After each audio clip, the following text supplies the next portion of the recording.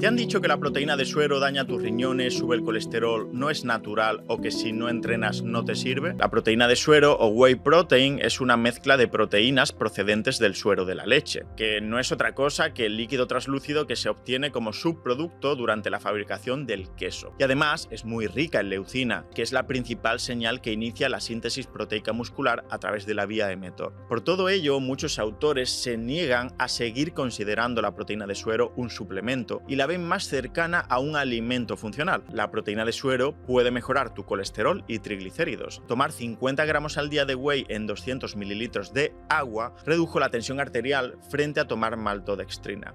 Además, al activar GLP-1 y GIP, pues aumenta muchísimo la saciedad, lo que se traduce en una menor ingesta calórica total diaria por ese efecto saciante. Si tu objetivo es mejorar colesterol y lípidos, apuntaría a un consumo entre 30 y 60 gramos al día repartido en 2 tomas, por ejemplo, por la mañana y por la tarde. Si tu objetivo es reducir los picos de glucosa o mejorar el control glucémico, tómala unos 20 a 30 minutos antes de la comida con más carga glucémica del día. Si tu objetivo es el músculo, entonces sí, tómala después de entrenar o en la comida más pobre en proteína del día. Para la mayoría de perfiles que no tienen una patología digestiva grave, elegiría un aislado, que es la opción intermedia, más equilibrada, y es la que yo tomo personalmente. No me gustan los sabores extrafalarios porque realmente recuerda que estás tomando pues un alimento, no un postre. Desacostúmbrate de sabor Kinder, Nutella, galleta, ¿qué es eso? No. A purely plant-based diet is so deficient in nutrients, it is utterly incompatible with the human survival, let alone human reproduction.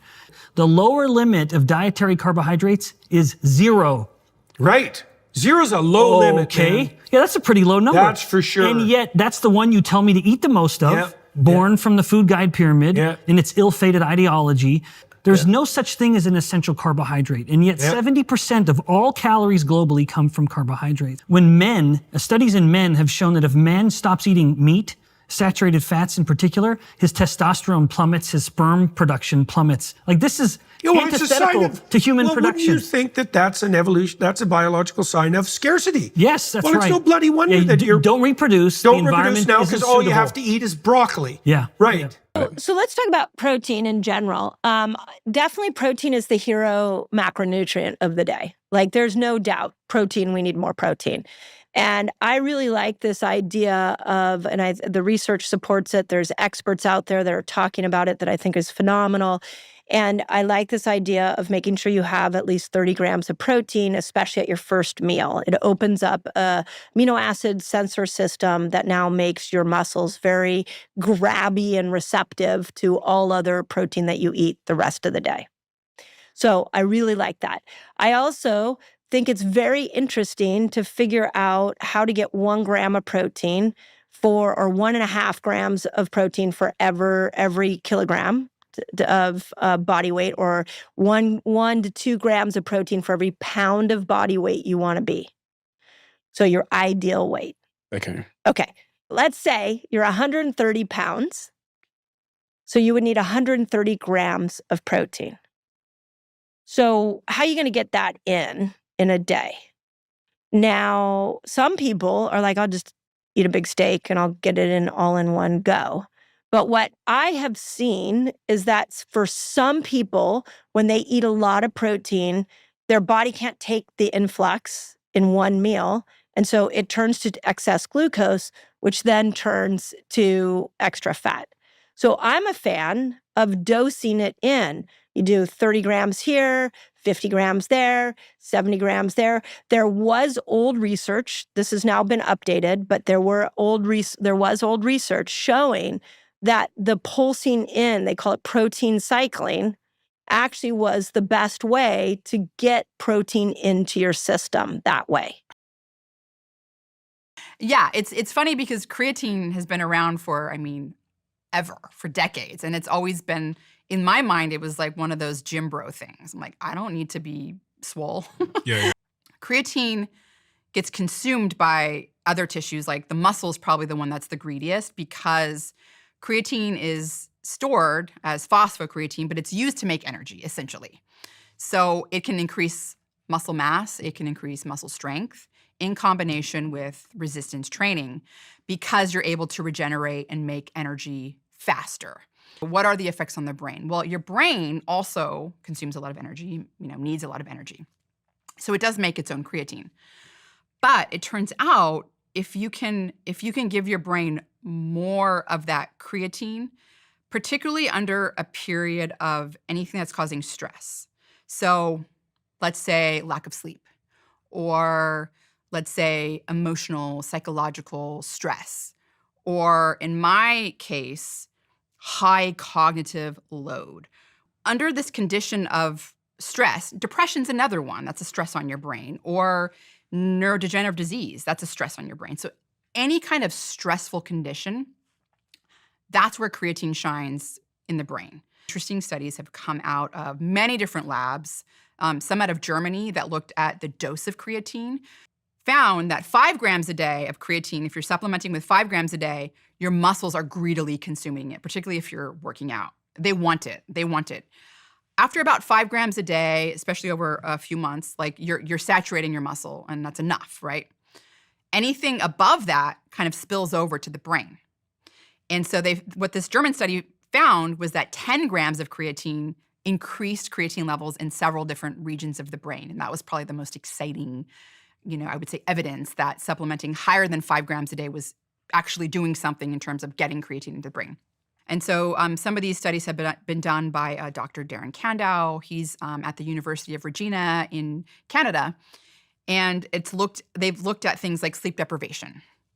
And it's been found that if you take someone and you sleep deprive them for 21 hours and give them about 25 to 30 grams of creatine, it completely negates the cognitive deficits of sleep deprivation. Actually, not only does it negate the cognitive deficits of sleep deprivation, it makes people function better than if they were well rested. In those situations, I go up from my 10 grams to more like 20 grams. Like today, for example. I wasn't really sleep deprived, but there was a lot of high cognitive demand. This is a long podcast. There's all that stuff. And so I went up to 20 grams today on my creatine. And now I would say all these creatine researchers, a lot of them are shifting to the brain. It used to be all muscle focused. And now people are super interested in what creatine is doing to the brain, especially if you're supplementing with more of it. Creatine is found in food, mostly in animal products like meat and poultry and fish, dairy. A lot of vegans don't eat that. And I've had so many of my vegan friends, I've got them on the creatine and it's changed their lives. I mean, they're like, this is like incredible. Can you imagine someone who's not getting any creatine from their diet because they eat no meat, and all of a sudden they start supplementing with 5-10 grams of creatine, and it's like they have energy. Some people say they require less sleep, which is kind of interesting. That's kind of a comment I've heard many, many times from people, is that it's like their brain doesn't need as much sleep. They have more energy. So I've been a big fan of the creatine, not only for the muscle, especially because, working out is something that's very important, but for the brain as well. I always thought of creatine as something that you took and you kind of had to load up on, and then over a couple of weeks or months, the effects would kick in. But you're telling me that if I had creatine in the morning, that same day, I would experience potentially improved cognition if I have a big enough dose? Yes. So great question. A lot of studies that have been done that you're referring to have been done in the context of exercise and muscular performance. And the reason why people have to load up on, like, they do a loading phase, let's say 20 grams, and then they go down to this sort of maintenance phase of 5 grams, is because it takes, I don't know, I think it's about a month or so before you can saturate your muscular stores of creatine. And then what does that mean? It means that the creatine, which is actually stored in your muscle as phosphocreatine, is there and ready to be used to make energy. So it takes, again, about a month or so to do that, unless you are really giving your muscles a high dose, right? So the 5 grams a day, it can only do it for so many days, and then finally you get saturated. When you do this loading phase, you kind of just accelerate that whole process. And so that's why when people are doing these experiments where they want to test the effects of creatine, they want the participants to have really high levels of creatine in their muscles quick, because they don't want to do a month-long experiment, right? They want the experiment to be like a couple of weeks or a week. I was reading about a study in 2025 where they gave creatine to people that had depressive symptoms alongside CBT training. And the people that had creatine and the cognitive behavioral therapy training experienced a greater improvement in their depression symptoms than those who just received the cognitive behavioral therapy. There's a new study that came out. It was published, I don't know, a month ago or so, showing that it was a very small pilot study. And I want to caveat this. There was no placebo control. But it did show that giving people with Alzheimer's disease creatine, I believe it was 20 grams a day, did improve their cognition. And so again, this is a whole new field where now we're looking at creatine in the brain, not just the gym bros and not just the muscular effects. There's a 2025 study of 25,000 people. Each found that for each additional 0.09 grams of creatine over a 2-day average was linked to a 14% reduction in cancer risk. Right. Which was in the Frontiers Journal and reported by the BBC. Creatine is found in certain food sources, specifically foods like beef and fish. So those who consume those types of meats can get anywhere from 1 to 2 grams of creatine per day. You can get creatine through supplementation. And that is kind of one of the main points of this video, is to discuss if it makes sense to increase creatine levels through supplementation more than what you could get naturally in your diet. Now, some people don't respond much to creatine, but the majority of individuals can get those increases. But how much would you have to consume in order to increase it by that amount? Well, it's about 5 grams per day for benefits in exercise performance. But we are going to talk about a different dose for some other potential benefits in just a minute. But creatine monohydrate is the most researched and effective form. And some people will ask, can I get it in the form of food? Technically, yes, if you want to consume every piece of meat in sight, because you would have to consume a ton of beef or fish to get 5 grams of creatine. And when you compare that to how easy it is to just take a few gummies or powder, it's a lot more feasible to take it as a supplement. People can also do creatine loading by taking about 20 grams per day for 5 to 7 days, then maintain with 5 grams after that. The idea is to increase the levels more quickly if you're a little impatient. But the most important part is being consistent with that 5 grams per day to maintain those levels. Just like in skeletal muscles, creatine gets stored in the brain, particularly in neurons and supporting cells called astrocytes, where it helps with energy production by increasing creatine phosphate stores. This boosts brain energetics, helping to regenerate ATP more efficiently to fuel demanding neural processes, reduces oxidative stress, and even helps maintain pH levels during high energy demands. Recent meta-analyses show it can improve cognitive function and memory in healthy adults, enhance short-term and long-term memory, mental clarity, processing speed, and even executive function. Now, I do want to say that all of those seem like great benefits, and they are. But I don't want to give you the idea or the impression that you are just going to have this jolt of lightning with your memory, clarity, or processing speeds. These studies showed a small but noticeable difference in young people, with more moderate differences in elderly people. So there seems to be an even greater cognitive benefit on older individuals. But here's something that is very interesting. The cognitive benefits of creatine seem to be noticeably greater when a person is more neurologically fatigued, maybe towards the end of a workday or in stressful or sleep-deprived situations. And this makes sense based on how we learned creatine worked in muscle. Creatine helped extend the amount of time that you could perform that high-intensity exercise. And so you could kind of apply this to cognition in that it helps you much more at the end of a workday, or if you're already neurologically stressed or fatigued, or even sleep deprived.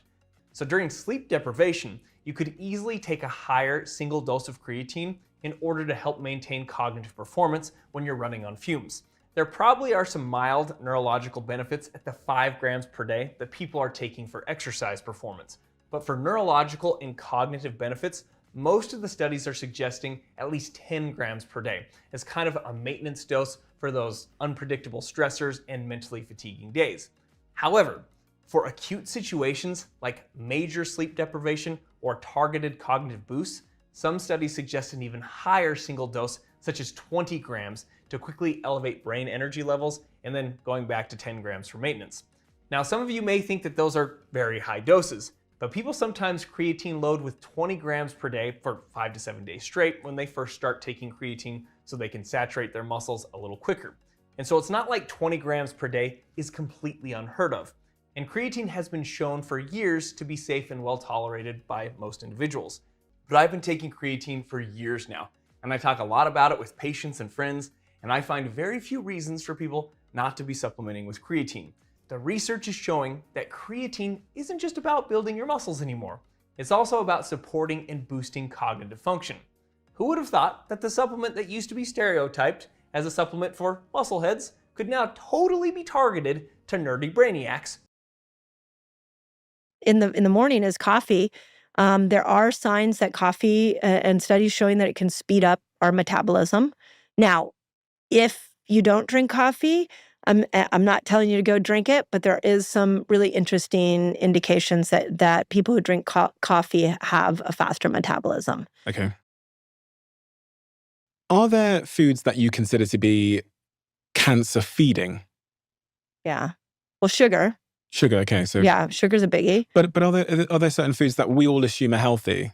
Like what are the foods that your kid, anybody that's not spending a lot of time doing the research think they are consuming that are beneficial to them, that are in fact cancer feeding? Okay, so one of them that was years ago was the processed meats.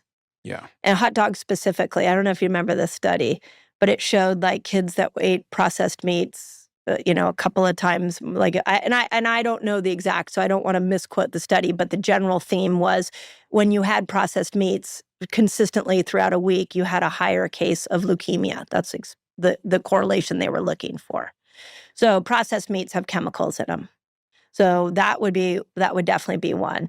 The sugar cereals are packed with chemicals. The toxic oils in like donuts, like horrific for children.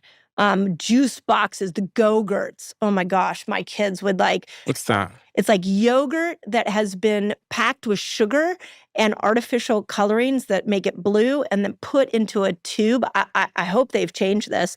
Put into a plastic tube and kids would just like slurp it out of this plastic tube. And every single ingredient in there was toxic. And it was in a toxic container. If we don't fix the food system, we are going to have problems beyond obesity. We're going to have cancer problems. We're going to have anxiety problems. We're going to have, all the brain challenges that come with that. They're excitotoxins, toxins that rev up the nervous system. Just ask any parent who's ever gave their child a Go-Gurt. What was their mood? They might have been happy eating it, but how were they within the next couple hours afterwards? Bouncing off the walls is an excitotoxin.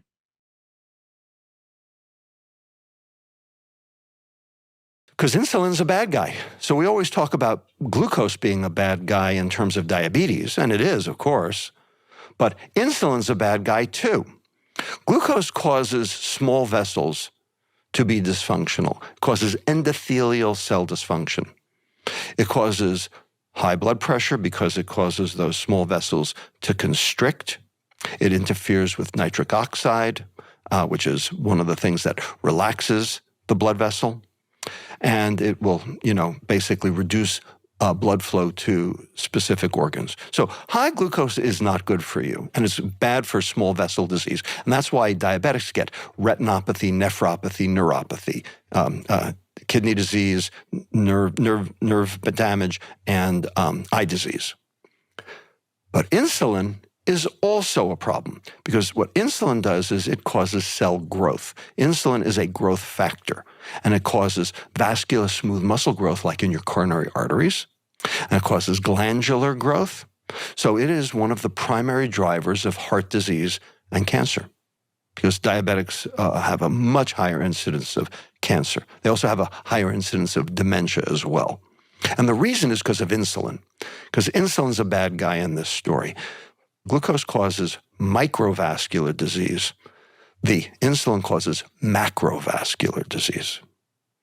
They're both bad. If you take a mole of glucose and you throw it into a bomb calorimeter, you will get 4 calories per gram. That's true.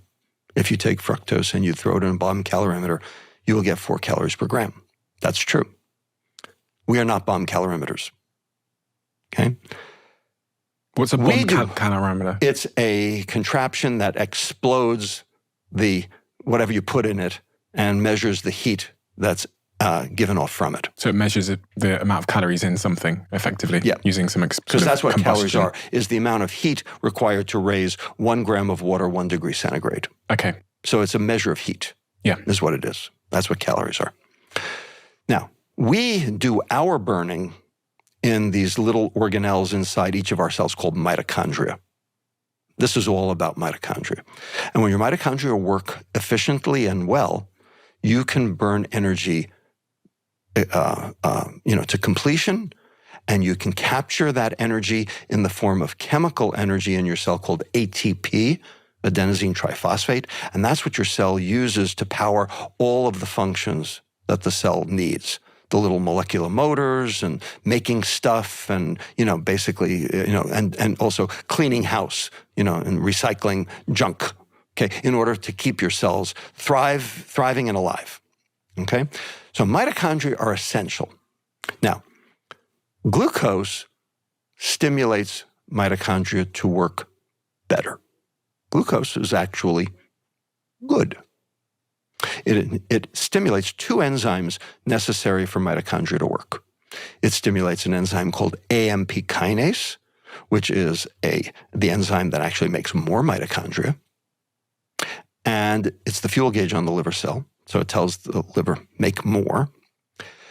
And it also stimulates an enzyme called HADH, hydroxyacyl-CoA dehydrogenase, which is necessary to cleave 2 carbon fragments and burn them, oxidize them for energy too. So glucose we can call good because it helps mitochondria. Fructose, on the other hand, this sweet molecule in sugar, in sucrose, it inhibits 3 enzymes in mitochondria. It inhibits that AMP kinase. It inhibits an enzyme called ACADL, acyl-CoA dehydrogenase long chain. It inhibits CPT1, carnitine palmitoyl transferase 1. That's the enzyme that regenerates carnitine, which is the shuttle by which fatty acids can get into the mitochondria to be burned. So the net effect of fructose is to inhibit mitochondrial function. So, does fructose constitute energy if fructose is actually keeping you from making chemical energy in your cell? This is the conundrum. What do you mean by energy? If we're talking heat, then fructose is energy. If you're talking ATP, fructose inhibits ATP. And that's what we're talking about, because that's what leads to systemic health problems, not the heat.